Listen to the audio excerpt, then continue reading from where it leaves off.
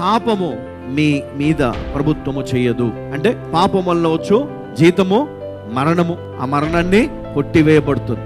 శాపము కొట్టివేయబడుతుంది. నీవు నీతిమంతునిగా జీవిస్తావు, దేవుని బిడ్డగా జీవిస్తావు, యేసు క్రీస్తు రాజ్య నివాసిగా నువ్వు బ్రతుకుతావు.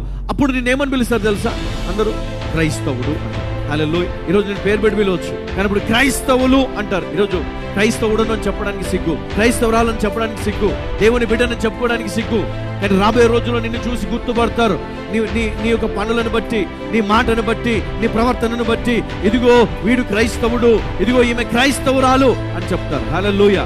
అలాంటి స్థితిలో నేను వచ్చినప్పుడు నీ గిన్నె నిండి పొర్లుతుంది, నీ రోగము నిన్ను విడిచిపోతుంది, నీ శాపము నిన్ను విడిచిపోతుంది, నీ అపవిత్రమైనటువంటి కాడి దేవుడు తీసివేసి నీ జీవితంలో నుంచి నిన్ను ఆశీర్వదిస్తాడు. హల్లెలూయా, హల్లెలూయా.